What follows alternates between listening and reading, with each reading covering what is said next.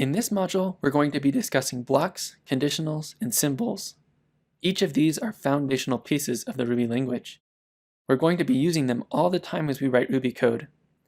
Before we discuss the details, let's take a look at our project. This project is going to be all about categorizing our movies. We're going to express our personal movie library as a CSV file. We have fields like a title, a genre, directors, etc.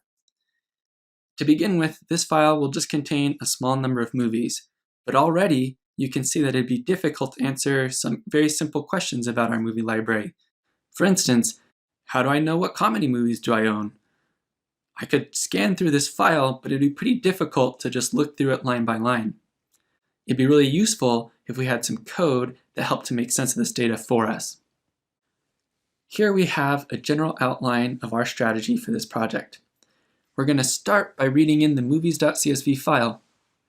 Once that's in memory, we're going to parse it into a set of movie objects. Next, we can test out what we have so far by answering some really basic questions like, how many movies do I own in each different genre? And what are the movies that I own that were directed by George Lucas?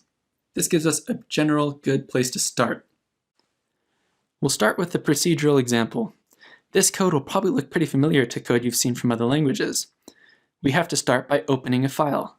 To do this, we provide a path to the file, and we tell it that we intend to read from this file. That gives us back a file handle. From this file handle, then, we can try to read all the lines. We're going to capture this into a variable so that we can print it out later. Next, we need to make sure we close our file handle. Every time you open a file handle, your operating system is giving you a little lease. If you don't pay back these leases by closing your file handles, and you end up opening too many file handles, the operating system will actually crash your process. So making sure we close our file handles is a pretty big deal. Next, we're going to print out all the lines that we've read in so far, just to see how far we've gotten. We're going to make a shortcut here in Vim that says every time I hit "R", I want to clear the terminal and run the current Ruby program. This will give us an easy way to check our progress. And if we go ahead and run that shortcut, we can see we have things working. We're getting back an array of strings. Each line of our file is being read in as an individual string and put into a list for us. What happens if something goes wrong with our program? Anything could go wrong at this point, really. We could be in the middle of reading the file, maybe we got the first 3 lines, and suddenly someone else deletes that file. But if we don't pay back these little loans to our operating system, if we leave these file handles unclosed, we know that we could end up crashing our process. To get around this problem, programmers generally use a convention of begin and ensure blocks. This is very similar to the idea of a begin rescue block, but in this case we're telling Ruby to try to run all the code in the begin section, but regardless of whether that code succeeds or fails, please make sure to run this ensure section. This will help us make sure that we're paying back all of our little leases to the operating system. We can go ahead and run this version of our code and see that everything's still working. This code is not very focused. If we go back and read it, it's full of ideas like file handles and opening and guaranteeing that file handles get closed. These things are all important, but it's not really what we're trying to accomplish with our program. It's details about how we're doing things. It's not an explanation of what we're trying to do.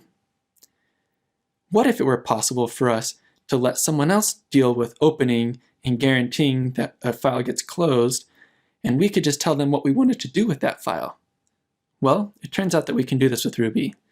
We're going to write a little lambda, or an anonymous function. This anonymous function will receive a file handle, and it's just going to simply read the lines from that file handle. Same thing we were doing before. Now we can pass this anonymous function as a third parameter to file.open. File.open is going to handle trying to open the file, guaranteeing that we close the file handle, and all those other details, and we just have to tell it what we wanted to do with that file.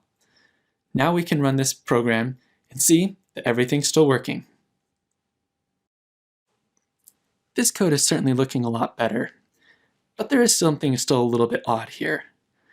We have to define our anonymous function separate from the place that we use it. This isn't the biggest deal in the world. Programmers have to define things in different places all the time. We're kind of used to the idea of gluing those definitions together. But imagine what it would look like if we could actually define our anonymous function right in the place that we use it. This would make it so easy to see what we're going to be doing with the resource that we get from calling this method. This is exactly what blocks do for us in Ruby. Now we can go ahead and call file.open, and directly after calling it, we can go ahead and define an anonymous function. When Ruby sees this, it will go ahead and wrap up that anonymous function and pass it in as an extra argument to file.open for us. Now we have our definition and usage in the same place, and because they're pretty small, it makes it extremely easy to see what we intended to do when we opened this file. Our code has become even more readable.